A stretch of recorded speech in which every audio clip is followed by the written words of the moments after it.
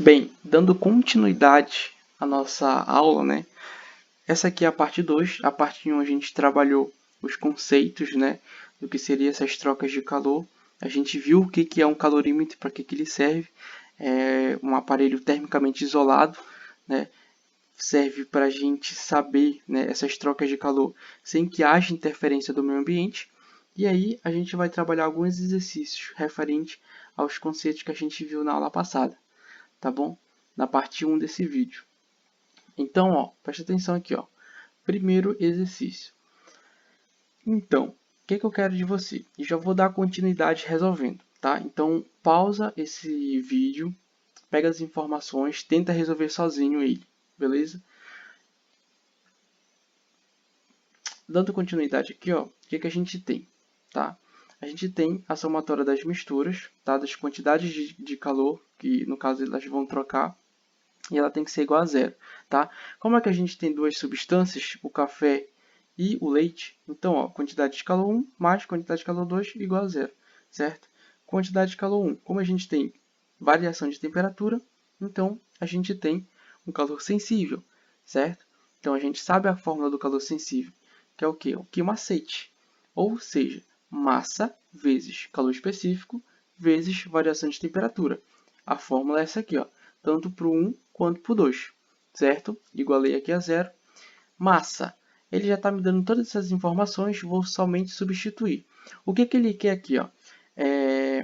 Assinale a alternativa que contém o valor da temperatura em graus Celsius do equilíbrio térmico, ou seja, quando as temperaturas atingirem o equilíbrio térmico, né? No caso, elas vão parar de trocar temperatura entre si, né? Elas vão parar de trocar calores entre si. Então, eu consigo determinar a minha temperatura final, que é justamente o valor que eu quero. Então, através da matemática, das distribuições que eu vou estar aplicando nessa minha equação aqui, eu vou tendo esses resultados aqui, ó, tá? Então, isso aqui que está negativo, jogo para o outro lado positivo. Então, fica de uma situação assim, e eu começo a fazer as minhas somas, tá bom? Então, 160t mais 40t, 200t igual 12.800 mais 200, vai dar 13.000, tá? Então, ó, eu preciso isolar esse t bem aqui. O que eu vou fazer? Deixo ele aqui, esse 200 que está multiplicando, passo para o outro lado dividindo. Então, vai ficar dessa situação. Quando eu resolvo isso daqui, ó, eu tenho que a temperatura final, ou seja, o meu equilíbrio térmico vai ser de 65 graus Celsius. Letra D, tá bom? Segunda questão, ó, 1 litro de água a uma temperatura de 20 graus Celsius é misturado com 2 litros de água que estava inicialmente a temperatura de 50 graus Celsius. Qual será a temperatura final? Ou seja, eu quero saber, mais uma vez, qual é a temperatura final dessas minhas trocas de calor entre essas quantidades de água, tá bom? Então, ó, somatória aqui das quantidades de calor das misturas, né, igual a zero. Mesma situação, Q1 mais Q2, tá bom?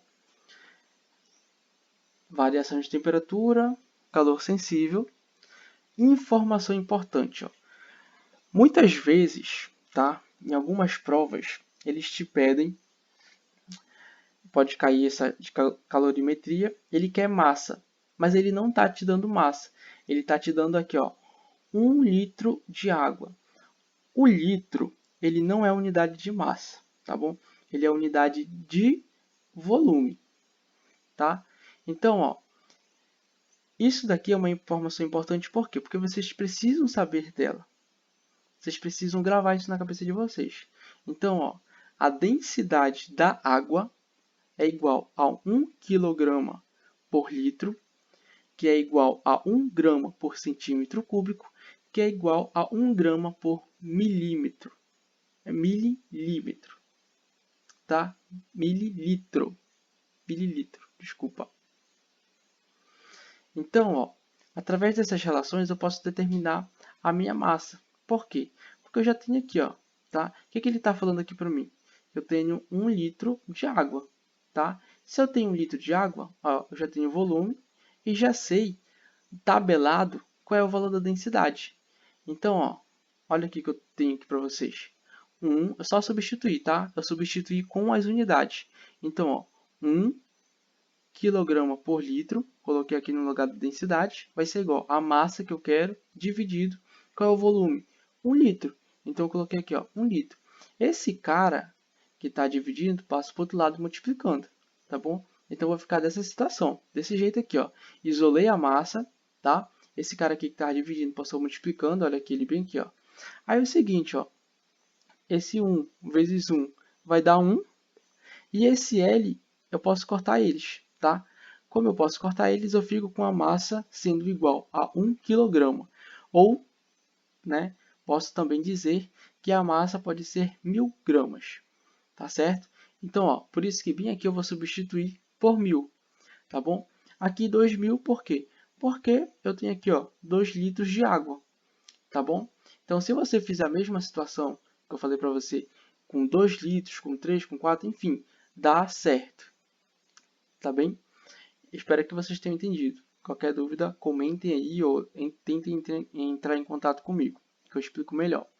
Então aqui, ó, já tenho as minhas massas, já tenho meus calores específicos, quero a temperatura final.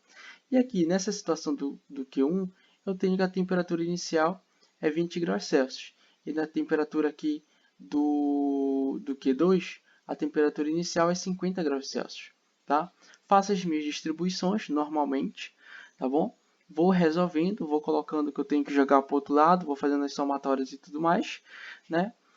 Preciso aqui, ó, deixar esse T sozinho, então esse 3000 que está multiplicando, passo para o outro lado dividindo. E quando eu resolvo isso aqui, eu tenho que minha temperatura final vai ser igual a 40 graus Celsius, tá certo?